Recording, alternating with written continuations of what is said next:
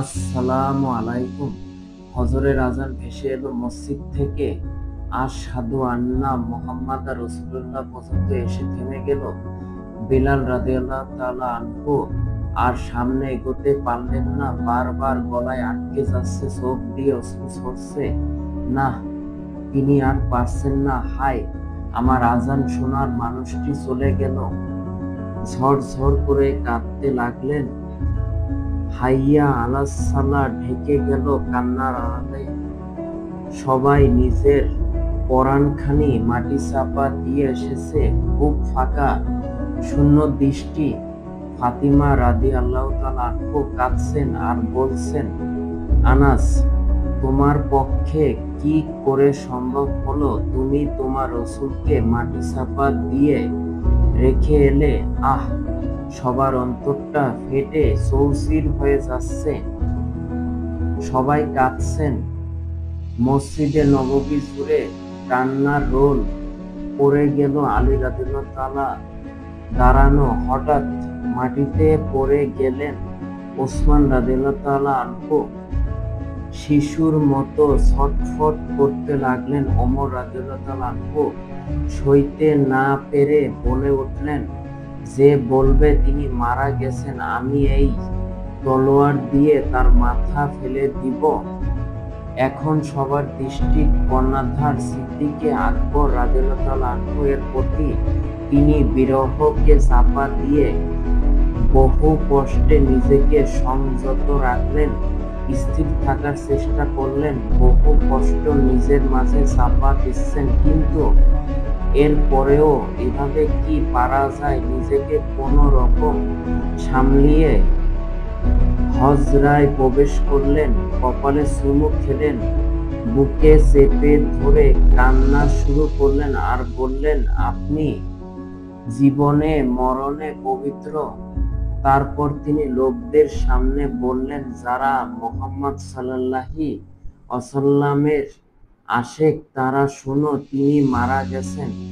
আর যারা যারা আল্লাহ তাআলার আবেদ, খোদার আশেক, তারা জেনে রাখো, আল্লাহ চিরঞ্জীব, মওত কখনো তার হবে না। আহ, কি কঠিন দৃশ্য! এই দৃশ্যের চেয়ে কঠিন কোনো দৃশ্য কোনো মুমিনের জন্য হতে পারে না। মুমিনের অন্তর ক্ষত বিক্ষত এই দৃশ্য যখন কল্পনা করে। ঘটনাটি 11ই হিজরির 12ই রবিউল আউয়ালের। এটি প্রসিদ্ধ মত। কোনো বর্ণনা মতে 2 রবিউল আউয়াল দিনটি ছিল সোমবার।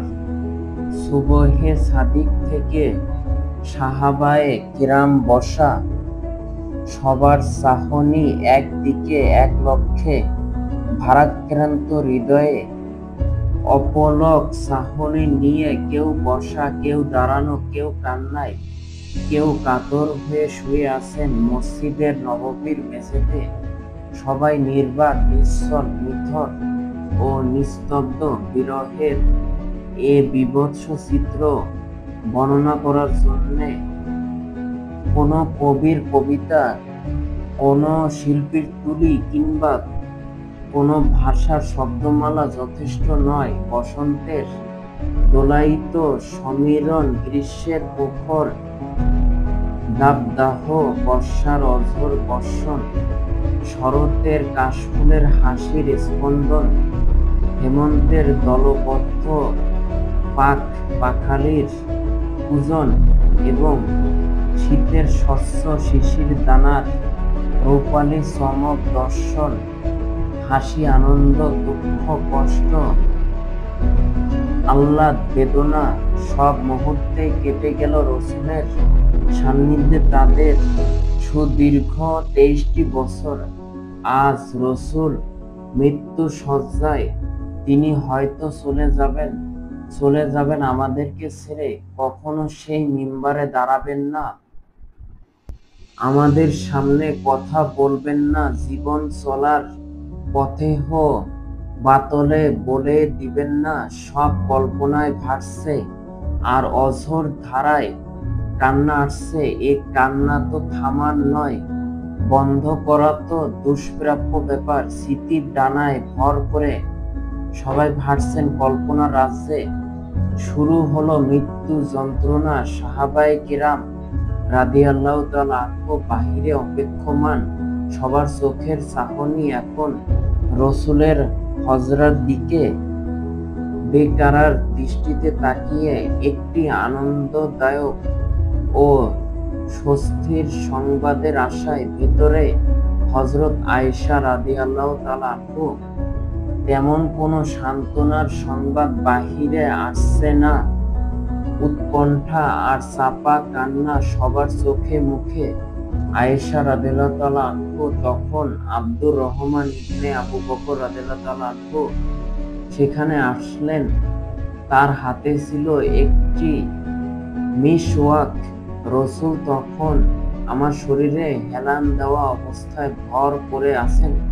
তিনি মিসওয়াকের প্রতি লক্ষ্য করছিলেন। আমি জিজ্ঞাসা করলাম, আপনার জন্য কি মিসওয়াক নেব? তিনি মাথা নেড়ে নেওয়ার জন্য ইঙ্গিত করলেন। তারপর আমি মিসওয়াক নিয়ে তার জন্য নরম করে দিলাম।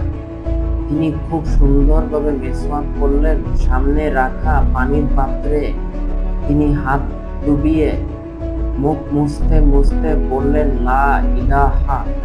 নিশ্চয়ই মৃত্যু যন্ত্রণা একটি কঠিন ব্যাপার।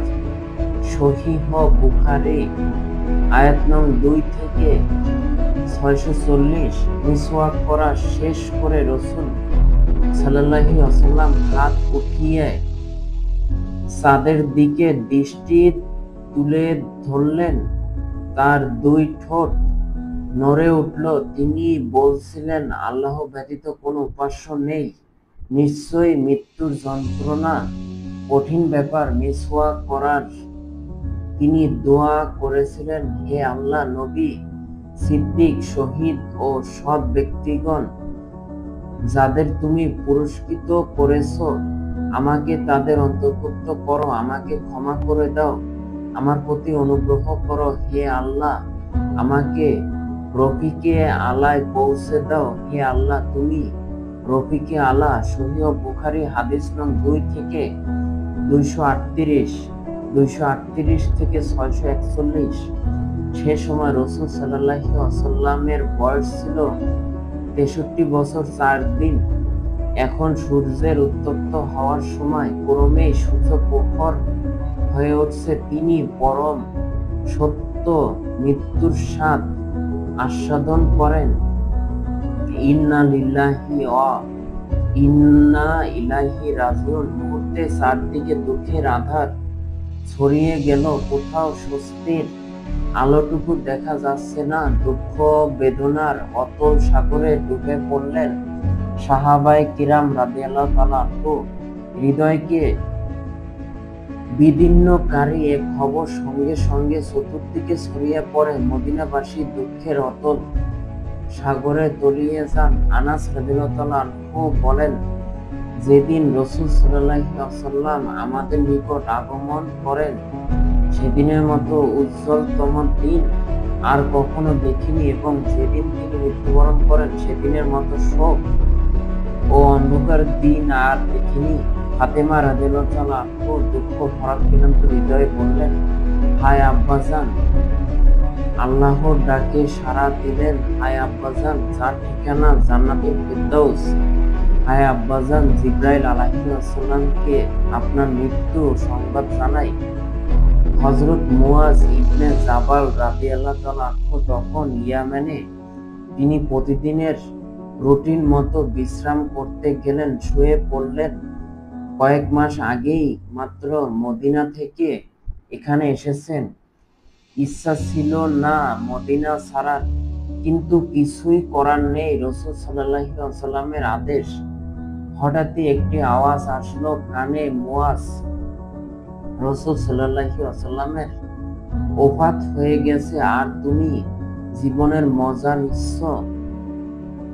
ধরফর করে লাফ দিয়ে ঘুম থেকে উঠলেন তিনি, যেন কিয়ামতের সিংহায় ফুৎকার দেওয়া হয়ে গেছে। ঘর থেকে বের হয়ে শান আর অলিতে গলিতে দৌড়াতে থাকলেন আর চিৎকার করতে লাগলেন, হে ইয়ামানবাসী, আমাকে যেতে দাও, এ কি দিন দেখতে হলো আমার! আকার দরবার ছেড়ে এ কোথায় আমি পড়ে রইলাম!